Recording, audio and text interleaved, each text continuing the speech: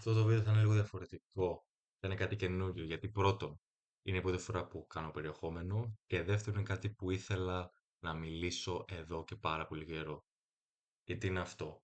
Είναι ένα λάθος που βλέπω και το καιρό το γυμναστήριο, κυρίως από αρχάριους και να πω την αλήθεια με ενοχλεί. Και όχι εμένα προσωπικά, δεν μου αρέσει να το βλέπω και κρίμα που γίνεται αυτό το λάθος. Το πιο, τώρα ποιο είναι αυτό το λάθος. Αυτό το λάθος λοιπόν είναι το ότι οι αρχάροι στο γυμναστήριο, δηλαδή αυτοί που έρχονται για ένα χρόνο, 2 χρόνια, ούτε ένα χρόνο βασικά, αυτοί που δεν έρχονται ούτε ένα χρόνο, είναι, εκτός ότι ντρέπονται, δεν ζητάνε βοήθεια. Πιο έμπειρους. Για πούμε για παράδειγμα, εγώ πάω σχεδόν 4 χρόνια γυμναστήριο. Εντάξει, δεν έχω και το πιο τέλειο φιζίκ, είναι απλά ένα καλό φιζίκ ενός γυμνασμένου άνθρωπου. Θα το πεις είναι και φωτισμός, αλλά τι να κάνουμε. Πρώτο βίντεο, τι φωτισμό να έχω και εγώ, ρε μπρο. Λοιπόν, το θέμα είναι ότι δεν ζητάνε βοήθεια από τους μεγαλύτερους και αυτό με προβληματίζει γιατί θα μπορούσαν να πάρουν πολύ μεγαλύτερη αξία από αυτό.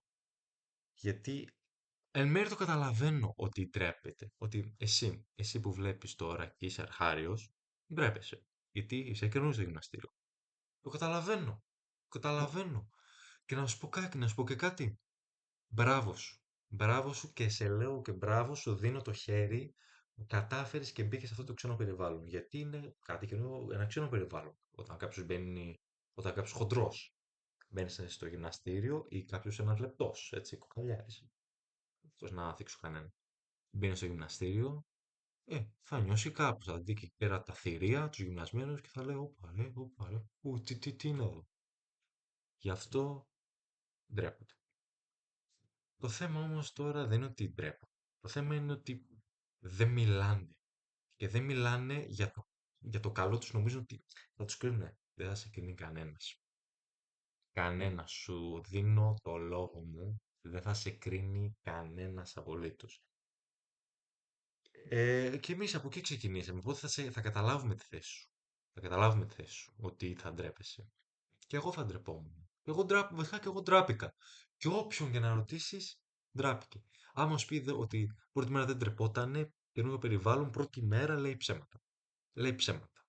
Ακόμα και με φίλου να ήταν, θα βλέπει όλα τα θηρία, θα έχει στο γυμναστήριο, εκτό αν δεν είναι κανένα σοβαρό γυμναστήριο. Εγώ μιλάω τώρα για σιδεράδικο, θα ντρέπεται. Αλλά θα χαρούμε εμείς οι σκοτοί, όχι εγώ φουσκωτός, γιατί εγώ δεν είμαι φουσκωτός. Γενικά οι έμπειροι να σε βοηθήσουμε. Γιατί είναι χαρά μας πραγματικά, δεν μπορώ να το εξηγήσω, αλλά είναι ένα feeling, είναι ένα συναίσθημα που ότι ο καινούριος έρχεται και μας ζητάει βοήθεια. Αυτό σημαίνει ότι μας βλέπει σαν έμπειρο, μας βλέπει κάτι πιο ανώτερο, ας το πω, στο γυμναστήριο, χωρίς να θίξει ούτε το δικό του εγωισμό, ούτε να μπουστάρει το δικό μας τον εγωισμό. Σε βλέπει σαν κάτι πιο έμπειρο, κάτι πιο ανώτερο, ας το πω, στην ιεραρχία του γυμναστήριου, γιατί κατά βάση είσαι πιο δεν μπορώ να μιλήσω. Ο άλλος αυτός που πας και μιλάς είναι πιο έμπειρος από σένα. Λογικό.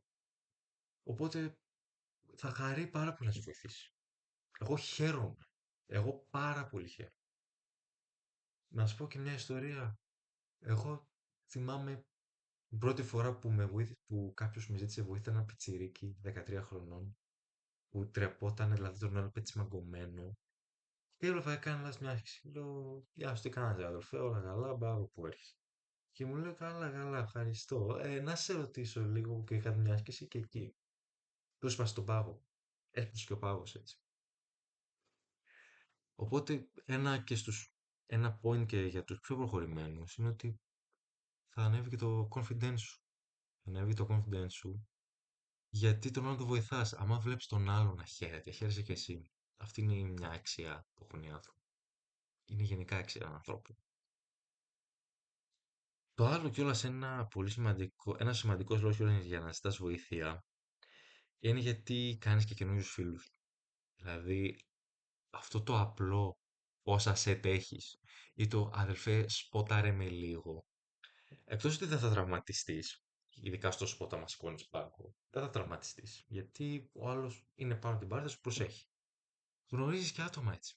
Διευρύνεις τον κύκλο σου, κάνεις καλύτερα connections. Και με αυτόν τον τρόπο εγώ έχω κάνει τις καλύτερες φιλίες στο γυμναστήριο. Τις περισσότερες τουλάχιστον είναι με το πώς θα σε τέχεις, μήπως μπορεί να βοηθήσει αυτή την άσκηση, έτσι τους γνώρισα τους περισσότερους. Να σας πω και μια άλλη ιστορία. Εγώ όταν ήμουν αρχάριος, εγώ, και δυσκολευόμουν να κάνω μια άσκηση κολκράση, το θυμάμαι σαν χθες, μαλάκα, το θυμάμαι σαν χθες. Ήρθε ένας κύριος, πολύ καλός, 2 φορές από μένα, 3 φορές πιο μεγάλος από μένα, που δεν ήταν γυμναστριακός τύπου να το παίρνει πάρα πολύ σοβαρά να δει την γομάρι, αλλά ήταν γυμνασμένος. Πιο γυμνασμένος από μένα νομίζω, σίγουρα. Τώρα δεν ξέρω, έχω και να το δω. Και με βλέπει ότι δυσκολεύομαι και με βοήθησε. Με βοήθησε, με έκανε τα κιλά μου, έδειξε πώς να κάνω την άσκηση από μόνος του. Και εγώ ένιωσα τόσο ωραία.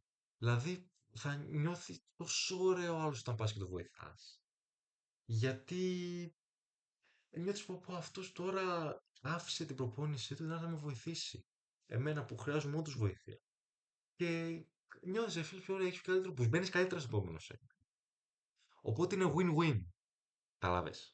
Είναι win για σένα που θα πας να ζητήσεις βοήθεια, γιατί αν πας να ζητήσεις βοήθεια εννοείται θα είναι win γιατί εσύ θα πάρεις την αξία. Και είναι και win για αυτόν που θα δώσει τη βοήθεια, γιατί πολύ απλά θα νιώσει ότι εκτός από την προπόνηση μου έκανε κάτι καλό, βοήθησα κάποιον καινούριο. Και πολύ πιθανόν αυτός ο άλλος καινούριος δεν θα παρατήσει το γυμναστήριο στη μια εβδομάδα ή στις 2 εβδομάδες που το κάνουν περισσότεροι, θα μείνει.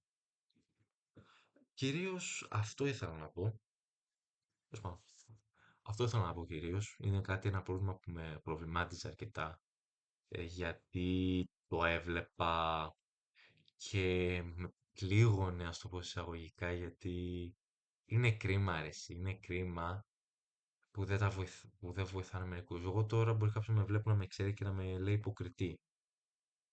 Ίσως είμαι. Αλλά εγώ θέλω να πω αυτό που νιώθω και αυτό που θέλω να μεταφέρω και πρέπει να το πω. Γιατί άμα δεν το πω νιώθω ότι είμαι βλάκος, ότι είμαι μεγαλύτερος υποκριτής. Για... Πάμε λίγο. Λοιπόν, πρώτο βίντεο ήταν αυτό. Δεν ξέρω να πήγε καλά. Ελπίζω να πήρε κάποια αξία από αυτό. Σκοπός μου είναι ότι πλέον υπάρχουν πάρα πολλοί fitness influencers γενικά στο YouTube και στο διαδίκτυο. Με πολλή εμπειρία, πιο πολύ εμπειρία από μένα και πιο μεγάλα μπράτσα από μένα. Εννοείται. Δεν έχω την καλύτερη γενετική. Είμαι απλά ένας τύπος που πάει γυμναστήριο 4 χρόνια. Θα έχω κάποιο definition. Τώρα είμαι χωρίς pump, είμαι χαλαρός, είμαι στο σπίτι μου, λογικό. Αλλά κάτι ακόμα, μάγκα, είναι ότι νιώθω ότι είναι χρέος μου σαν κάποιος που ούτε είναι πολύ ντούκι, ούτε είναι πολύ λεπτό, ούτε πολύ παλιός, είναι απλά ένας τύπος που πάει γυμναστήριο, να φέρω καινούργια άτομα να νιώσουν πιο ηλικία σε αυτό. Γιατί άλλο το καινούριο άτομο αρχάριος να βλέπει ένα θηρίο, μια ντουλάπα να μιλάει γι' αυτό, και άλλο απλά να βλέπει έναν απλό άνθρωπο γυμναστηριακό και αυτό που δεν έχει και την τεράστια εμπειρία στο γυμναστήριο να πάει και να δίνει συμβουλές. Νιώθει πιο οικείος με αυτό. Και πιστεύω είναι, αυ- ότι είναι κάτι που χρειάζεται πλέον. Είναι κάτι που χρειάζεται και δεν το έχω δει αυτό αρκετά στο YouTube. Εγώ πιο πολύ βλέπω τα ντούκια να μιλάνε. Δεν έχω δει κάποιον απλό αρχάριο. Καλά, εγώ δεν είμαι αρχάριος, δηλαδή 4 χρόνια. Αλλά ούτε με λες και personal training. Είμαι απλά εντάξει, είπαμε. Όμως χρειάζεται. Χρειάζεται και αυτή η γνώμη στο διαδίκτυο. Και νιώθω ότι είναι χρόνο να το πω. Και είναι αποστολή μου να φέρω ένα άτομο.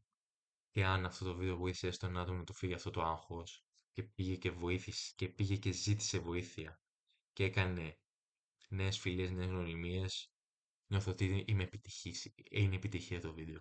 Αυτό το βίντεο πάει για σένα το ένα άτομο που βλέπεις και ντρέπεσαι. Για σένα πάει αυτό το βίντεο, να το θυμάσαι αυτό. Αγάπη.